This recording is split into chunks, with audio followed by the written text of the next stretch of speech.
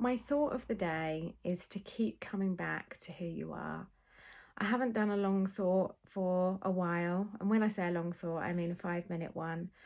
But I've been doing a lot of learning myself recently and trying to understand why things happen as they do.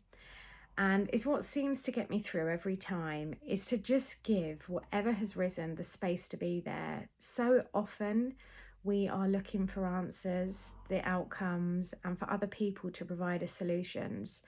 But to get the correct solution, we need the support to be able to access that ourselves. So, obviously, if you're struggling, asking for help is really key, speaking to other people and making sure that you're supported. But it's also coming back to what it is that you need and how you feel. And yeah, just trying to understand who you are. I have found huge value in writing. I published my book in February this year, which I have spoken about.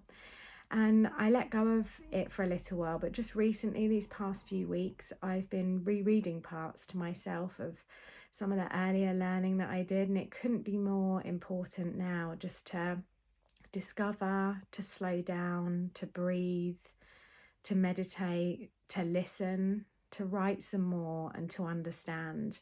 And I think when we do this, when we have those spaces to really just process, not necessarily change anything, not necessarily fix anything, but just to process and listen and understand and not push it away, it relieves some pressure because life is pressurized enough without suppressing our own feelings and thoughts. And just having an understanding of how you feel, bringing compassion to that, to whatever is present, to open up that voice inside and communicate in some way so that you don't feel alone with what's going on, so that you give yourself permission to feel, permission to think, permission to understand. It's so important for us to really, really welcome what we often give to others.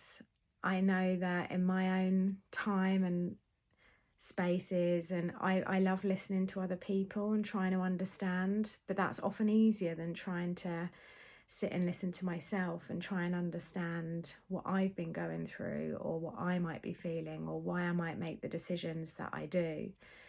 And when things change that you just might not be ready for, or you don't understand why, it can be easy to start questioning, what's wrong with me? Have I done enough? Should I have tried harder? The word should comes in a lot, and then that throws us off. And as hard as it is, welcoming all the feelings and the sadness and the grief of things changing and not working out as you thought, it's a really healthy process to be able to regulate your nervous system, to connect back to your heart and what's important, and to allow the journey, however difficult, but allow it to be more manageable. And I think managing shouldn't be this uphill struggle of just coping with thing after thing and feeling lonely. It's really important that we reach out when we need to, but also keep coming back over and over again to what we feel, to understand why and how. Ask yourself what it is that you need.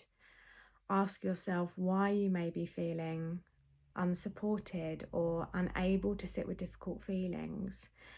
Ask yourself the questions, and then in these spaces, when we relieve a bit of the pressure, you're able to connect to your dreams and your desires and make space for people to come in like-minded, where you strengthen that connection and the safety of spaces where you can be with that and really move forward in a way that's important. For me, meditation has been hugely important in this process, and it doesn't mean having a clear mind, it's just space to be with whatever is happening. So if you feel anything I've said resonates, my thought of the day is to essentially meditate, but in a way that works for you, whether that's running, dancing, singing, writing, or just sitting and being with your breathing.